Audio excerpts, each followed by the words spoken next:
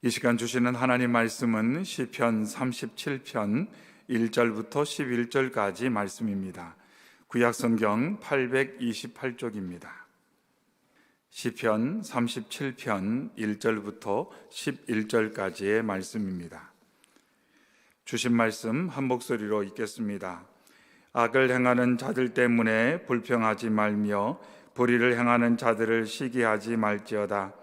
그들은 풀과 같이 속히 배임을 당할 것이며 푸른 채소같이 쇠잔할 것이미로다. 여호와를 의뢰하고 선을 행하라.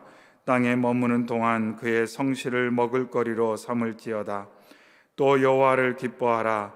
그가 내 마음의 소원을 내게 이루어 주시리로다. 내 길을 여호와께 맡기라. 그를 의지하면 그가 이루시고 내 의를 빛같이 나타내시며 내 공의를 정오의 빛같이 하시리로다. 여호와 앞에 잠잠하고 참고 기다리라. 자기 길이 형통하며 악한 꾀를 이루는 자 때문에 불평하지 말지어다. 분을 그치고 노를 버리며 불평하지 말라. 오히려 악을 만들 뿐이라. 진실로 악을 행하는 자들은 끊어질 것이나 여호와를 소망하는 자들은 땅을 차지하리로다. 잠시 후에 악인이 없어지리니 내가 그것을 자세히 살필지라도 없으리로다. 그러나 온유한 자들은 땅을 차지하며 풍성한 화평으로 즐거워하리로다. 아멘. 저희가 새해를 맞아서 기도로 돌파하라 라는 주제를 가지고 계속 말씀 붙들고 함께 기도를 하고 있습니다. 지난 시간에는 자신의 연약함과 사람의 말 때문에 낙심하게 될 때 기도로 돌파하는 성도들의 모습을 함께 나누었습니다. 시편 기자는 말하기를 자신이 마음이 낙심됩니다.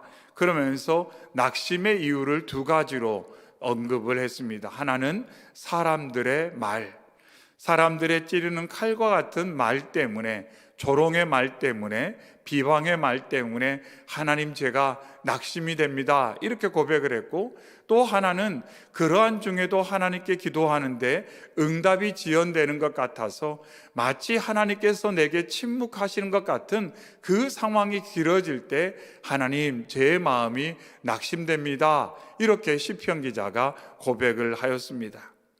우리가 믿음으로 살 때 누군가 무심코 던지는 말 한마디가 우리의 마음에 얼마나 큰 상처를 주는지를 잘 알 수가 있습니다. 또 우리가 기도하며 하나님을 신뢰함으로 기다림에도 불구하고 그 기다림의 시간이 길어져 갈 때 우리의 마음이 때때로 지치고 우리의 마음 가운데 이처럼 낙심이 찾아오는 경우가 있다는 것을 알 수가 있습니다. 그런데도 불구하고 시편 기자는 그런 상황 가운데 자신이 입을 열어 하나님의 이름을 부릅니다. 이렇게 고백을 하고 있습니다. 그래서 그러한 상황 가운데 우리가 가져야 될 신앙의 태도는 뭐냐면, 비록 응답의 시간이 길어지는 것 같고 사람들의 말로 말미암아 내가 상처를 받고 낙심하는 마음이 자꾸 내 마음을 주도하려는 그때에 우리가 도리어 여호와 하나님의 이름을 부르고 우리가 입을 크게 여는 것, 그것이 바로 돌파하는 기도다. 이렇게 시편 기자는 말하고 있습니다. 하나님께서 말씀하신 것처럼 입을 크게 열라. 그러면 내가 채우리라고 주님 말씀하신 그 음성을 기억하고 주께 입을 크게 열어 우리의 마음을 토하고 기도하는 저희 모두가 되기를 소망합니다. 아멘. 그러면서 시편 기자는 자기 자신을 격려했어요. 자기 자신을. 한마디로 자기 자신과 대화를 하는 것입니다. 그렇게 있어서는 안 된다. 그런 마음을 허락해서는 안 된다. 낙심하지 말아라.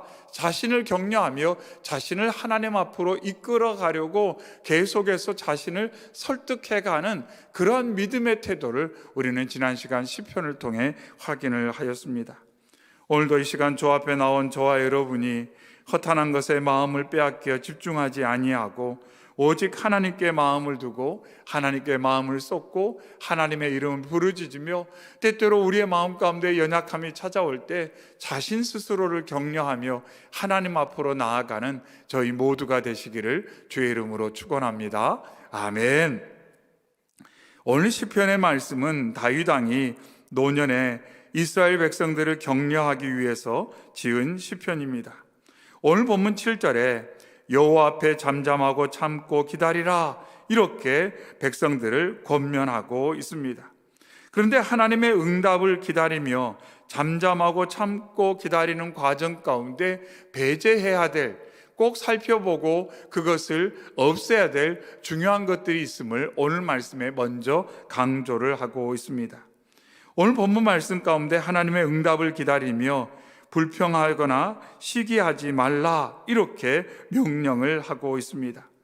1절 상반에 악을 행하는 자들 때문에 불평하지 말며, 7절에 자기 일이 형통하며 악한 꾀를 이루는 자 때문에 불평하지 말지어다, 8절에 분을 그치고 노를 버리며 불평하지 말라, 이렇게 계속해서 반복적으로 불평하지 말아라, 불평하지 말아라, 불평하지 말아라 계속해서 강조를 하고 있습니다. 1절에 악을 행하는 자는 파괴적인 일을 일삼는 자를 의미합니다. 불평하다는 것은 열받다, 분노로 불타다, 이런 뜻을 가지고 있습니다. 그래서 다윗은 하나님의 자녀들이라 할지라도 때때로 악인들이 일시적으로 계획에 성공하는 모습을 보고 분노하고 열받는 경우가 있을 수 있다, 이렇게 말을 하고 있는 것입니다. 그러면서 악인에 대해서 불평하는 것이 마치 정당한 이유가 있는 것처럼 느낄 수도 있다는 것입니다. 그래서 불평이 있는데 그 불평을 그냥 용인한다면, 정당한 반응처럼 놔둬버리면 점점 그것이 강력해서 불타오르는 분노처럼 내 심령을 가득 채운다라고 오늘 말씀은 말하고 있습니다. 우리는 때때로 세상에 되어져가는 일들이 불공평하게 보이므로 불평하는 마음이 생깁니다. 시간이 지나다 보면 그것이 분노로 바뀌게 된다는 겁니다. 근데 오늘 말씀을 통해 이러한 불평이 기도의 방해 요소라고 강력하게 말하고 있습니다. 불평이 하나님의 응답을 기다리지 못하게 하고 지치게 하는 요소라는 것입니다. 그래서 오늘 말씀을 통해서 불평을 지혜롭게 바르게 다뤄야 된다라고 강조합니다. 또한 시기하지 말라고 말합니다. 1절 하반에 불의를 행하는 자들을 시기하지 말지어다. 여기서 불의를 행한다는 것은 불법적인 일을 계획하고 계속 저지르는 자들을 말합니다. 시기하다는 쉽게 말해 부러워하다라는 겁니다. 그런데 이 불평과 시기가 함께 오는 경우가 참 많이 있습니다. 사람은 불의를 행하면서 형통하는 자에 대해서 불평하면서 분노하면서 일면 시기하고 부러워한다는 것입니다. 한편으론 불의한 방법으로 성공하는 자들을 비난합니다. 그리고 되어져가는 일이 불공평하다고 불평합니다. 하지만 한편으로는 불의한 방법으로 뭔가를 이룬 사람을 보면서 그들을 시기하는, 부러워하는 마음도 갖는 경향이 있더라는 것입니다. 이러한 시기하는 마음을 그냥 놔두다 보면 결국 우리의 마음이 그들의 성공에 점점 집중하다가 유혹을 받게 된다, 이렇게 말씀을 하고 있습니다. 불평하다가 분노가 생기고 시기하다가 부러워지는데, 부러워지는 마음이 강력해지면 결국 그들의 성공에 대한 그러한 원하는 마음이 내 마음 가운데서 생기며 나도 저렇게 할 수 있을까? 하면 좋겠다라는 그런 유혹을 받게 된다, 이렇게 말씀을 하고 있는 것입니다. 결국 시기하는 마음은 사람의 마음을 하나님께로부터 멀어지게 만듭니다. 혹여 그것이 불의하지 않는 대상에 대한 시기라 할지라도 시기의 마음, 부러워하는 마음은 하나님과 나와의 관계를 느슨하게 만들고 멀어지게 만든다는 것입니다. 아벨에 대한 가인의 시기가 그러했고, 다윗에 대한 사울의 시기, 요셉에 대한 형들의 시기가 그러했습니다.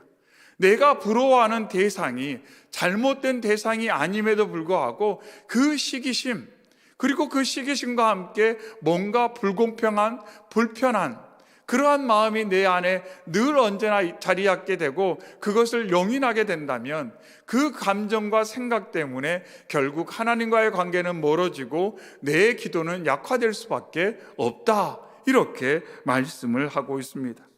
그래서 불평과 시기를 방치해서는 안 된다는 것입니다. 아무리 상황이 어떻게 보인다 할지라도, 그것이 자연스러운 어떤 반응인 것처럼 느껴진다 할지라도, 내 불평은 이런 상황이니까 자연스러워, 내가 시기하는 것은 이런 환경이니까 내가 이런 감정을 느끼는 것은 자연스러워라고 그것을 용인해 버린다면 결국 그것으로 인해 내 기도는 약화될 수밖에 없고, 기도를 통해 하나님의 놀라운 예비된 복을 누리는데 장애를 겪을 수도 있다는 것입니다. 하나님께서는 오늘 말씀을 통해 하나님의 자녀들이 불평하거나 시기할 이유가 없다고 말씀하고 있습니다. 8절에 분을 그치고 너를 버리며 불평하지 말라, 오히려 악을 만들 뿐이라 말씀하십니다. 그래서 불평과 시기가 아무런 유익이 없다고 말씀합니다. 불평한다고 그것이 내게 유익이 되지 않는다는 겁니다. 시기한다고 그 시기가 내게 아무런 도움이 되지 않는다는 것을 알라는 것입니다. 그러면서 시기하는 나, 불평하는 나, 그 나의 모습을 발견할 때, 내가 아무런 도움이 되지 않은 것을 지금 하고 있구나 라는 것을 이 말씀을 통해 다시 한번 점검하고 깨달으라, 이렇게 말씀을 하고 있습니다. 도리어 불평과 시는 죄와 고통의 근원이라고 반복적으로 말씀을 하고 있습니다. 또한 하나님께서는 불평과 시기의 기만성에 대해서도 말씀합니다. 2절에 그들은 풀과 같이 속히 배임을 당할 것이며 푸른 채소같이 쇠잔할 것이미로다, 이렇게 말씀하고 있습니다. 한마디로 세상의 겉으로 보이는 모습이 기만적인 부분이 많이 있다는 것입니다. 겉으로 보기에 악을 행하고 불의를 행하는 자들이 득세하고 형통한 것처럼 보이지만 그것은 오래 가지 못할 거다라고 말씀합니다. 그러면서 이 말씀 기저에 뭘 강조하냐면, 하나님께서 세상을 통치하고 있기 때문에 겉으로 보이는 불의의 득세, 악한 것이 세상 가운데 뭔가 잘 되는 것처럼 보이는 것에 대한, 그래서 내가 불평하는 감정이 생기고 시기하는 마음이 생기는 그 모든 것들은 결국 기만성이 있다, 이렇게 말씀합니다. 그것이 다가 아니다라고 말씀하고 있어요. 우리가 불평을 느끼고 시기심을 느끼는 것은 마치 그것이 영원할 것처럼 느껴질 때, 아주 오래 갈 것처럼 느껴질 때 불평과 시기심이 더욱 강력해집니다. 근데 하나님께서는 오늘 말씀을 통해 그것이 들의 풀과 같다라고 말씀합니다. 얼마 가지 못할 것이다. 얼마 가지 못하고 결국 하나님의 징계를 받거나 하나님의 심판대 앞에 설 것을 왜 부러워하고 시기하고 그것으로 인해 불평하며 너가 아무런 도움되지 않는 불평과 시기로 인해 너가 도리어 손해를 보느냐, 믿음에 연약해지고 나와의 관계가 멀어지느냐, 이렇게 하나님께서 말씀을 하고 있습니다. 그래서 오늘 말씀을 통해 장기적인 안목을 가져라, 이렇게 말씀을 하고 있습니다. 장기적인 안목을 가져라, 멀리 볼 수 있는 눈을 가져라, 하나님께서 말씀을 하고 있습니다. 우리가 돌파하는 기도, 정말 하나님을 신뢰하며 힘있게 기도할 수 있는 것은 장기적인 안목을 가지고 있기 때문입니다. 멀리 내다볼수록 우리의 기도는 힘이 있다, 이렇게 말씀을 하고 있습니다. 하지만 우리의 시야가 좁아지면 좁아질수록 우리의 기도는 힘을 잃을 가능성이 많고, 도리어 불평이나 불만족이나 시기나 이런 감정이 우리를 주도할 가능성이 많다는 것을 오늘 말씀을 통해 분명하게 말씀을 하고 있습니다.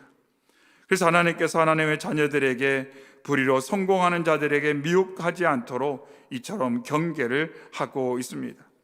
그러면서 하나님께서 시기와 불평을 멈추고 하나님을 기다려라, 이렇게 말씀을 하고 있습니다. 그러면서 3절 상반에 여호와를 의뢰하고, 이렇게 말합니다. 여호와를 의뢰하고. 그런데 여기서 의뢰하고 라는 표현은 참 특이한 뜻을 가지고 있습니다. 무엇에 매달리다, 이런 뜻을 가지고 있어요. 무엇에 매달리다.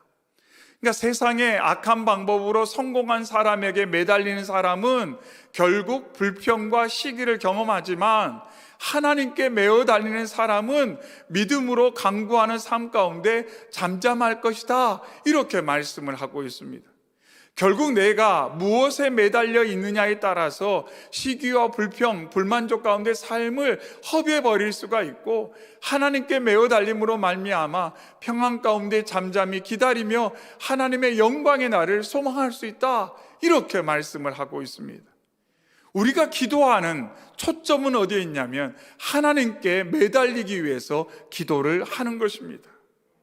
우리가 만일 기도를 하면서도 우리가 매어 달리는 대상이 하나님이 아니라 세상적인 그 무엇이라면, 시기와 불평으로부터 우리가 기도가 시작됐다면 그 기도는 능력 있는 기도가 될 수 없다, 돌파하는 기도가 될 수 없다, 이렇게 말씀하며, 너희가 정말 이 상황을 돌파하고 한 걸음 한 걸음 나아가기를 원한다면 하나님께 매어 달려야 된다, 이렇게 말씀을 하고 있습니다.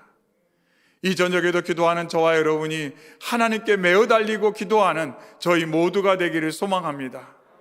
약복강가에서 주님 붙들고 씨름하듯 기도했던 그 야곱처럼 이 저녁에 주님을 붙들고 기도하는 저희 모두가 되시기를 소망합니다. 아멘. 그러면서 오늘 말씀 4절에 또 여호와를 기뻐하라, 이렇게 말씀합니다. 여호와를 기뻐하라. 즉 하나님을 붙드는 자는 하나님 안에서 기쁨을 누리게 될 것이다, 하나님으로 인해 만족하게 될 것이다, 이렇게 오늘 말씀을 통해 선포를 하고 있습니다. 그러면서 내 길을 여호와께 맡기라고 5절 상반에 선포하고 있습니다. 이 맡긴다는 것은 어떤 의미를 담고 있냐면 결과를 속단하지 말라라는 뜻이에요. 결과를 속단하지 말라. 맡긴다는 것은 뭐냐면 결과를 속단하지 않는 것을 말합니다. 결과를 속단하지 않는 것, 내 스스로 판단을 멈추는 것입니다. 맡기는 것은 그거예요. 아이가 부모에게 뭔가를 맡겼어요. 그러면 판단을 유보하고 온전히 신뢰하고 기다리는 것입니다. 결과를 속단하지 않는 것입니다. 그럴 때 우리가 낙심하거나 불평하지 않게 된다라고 말씀합니다. 하지만 결과를 속단하지 않고 속단하게 될 때 결국 우리의 마음 가운데 불평과 낙심이 찾아오게 됩니다. 이스라엘 백성이 광야에서 그랬지 않습니까? 계속 결과를 속단함으로 말미암아 그들은 불평하고 원망하고 비관적인 말을 쏟아냈어요. 왜 우리를 광야까지 인도해서 여기서 죽게 하느냐? 우리에게는 하찮은 것밖에 없다. 늘 언제나 폄하하고 늘 언제나 비관적인 말을 쏟아 놓았습니다. 왜냐하면 결과를 속단했기 때문에, 맡기지 못했기 때문에 그렇다는 것입니다. 하나님을 신뢰하지 못했기 때문에 그들은 그러한 연약함을 드러내고 말았던 것입니다.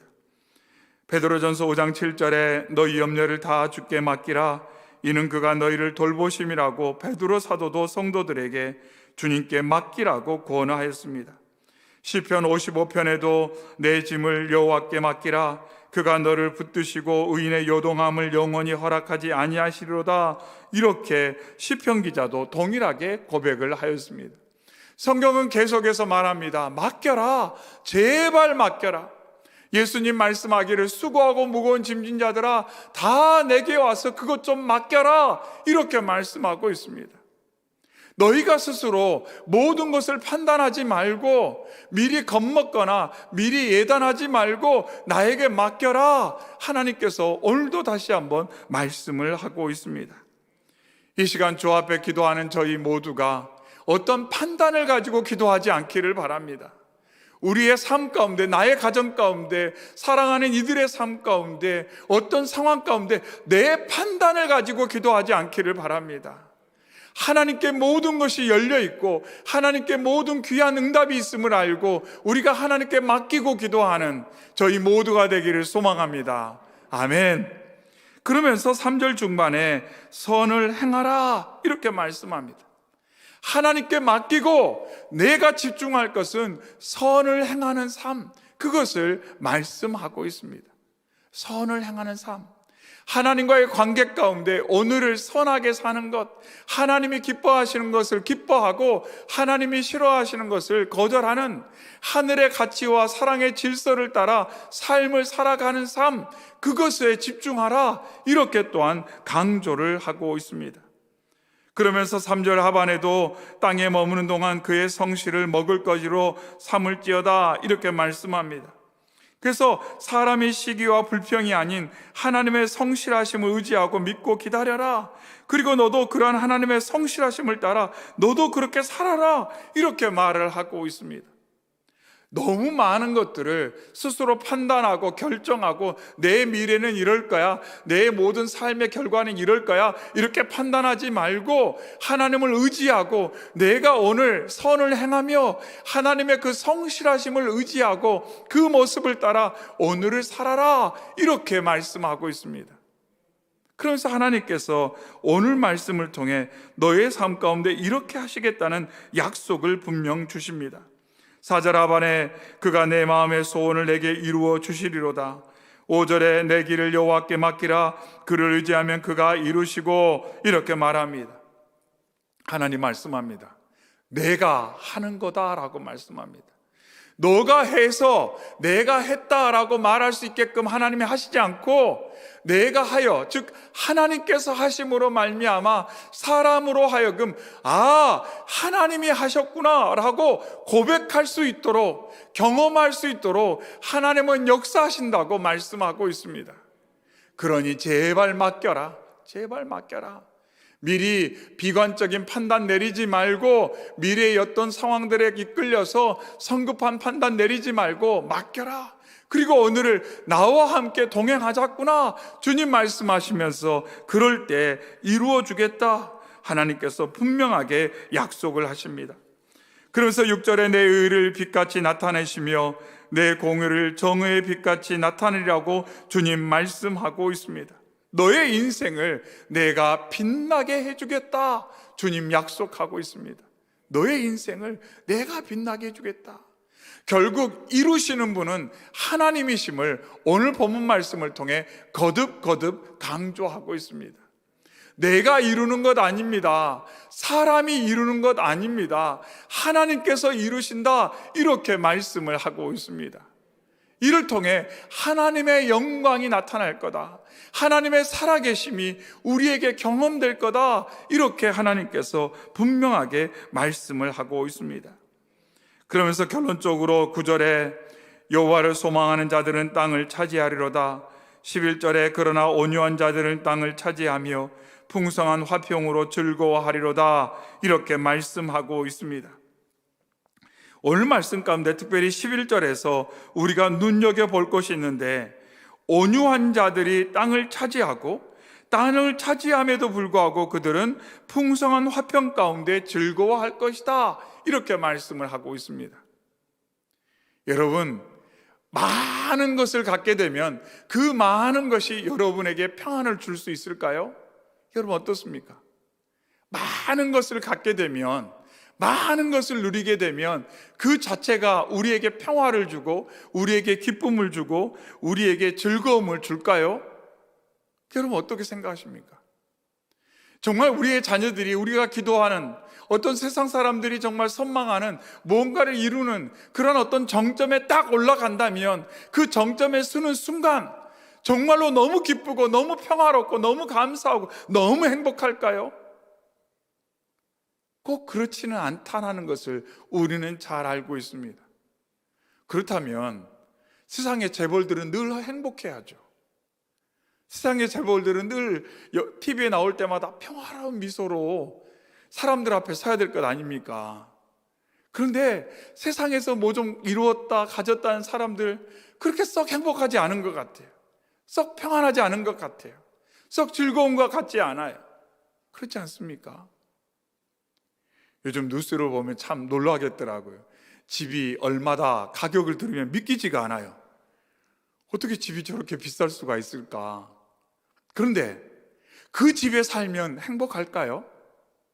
그 집에 살면, 상상할 수 없는 가격을 가진 그 집에 살면 그 집 자체가 우리에게 평안과 행복을 가져다 줄까요? 언젠가 한번 그런 일이 있었어요. 서울에서 봉사를 했을 때 어떤 집사님이 상당히 그 당시에 이제 크게 지은 아파트로 이사를 간다고. 그래서 주변의 분들은 아이고 집사님 거기로 이사를 간다고. 그래서 다들 좀 부러워하기도 하고 대단하다라고 했어요. 근데 얼마 지나지 않아서 이제 대화를 나누다 보니까 그 집사님이 그러는 거예요. 목사님, 저희는 월세로 사는 것 같아요. 그러더라고요. 월세로 사는 것 같아요. 왜 월세로 살까요? 관리비가 수백만 원이에요. 상상이 안 되잖아요. 그렇잖아요. 관리비가 수백만 원이에요. 그러니까 월세로 사는 것 같대요.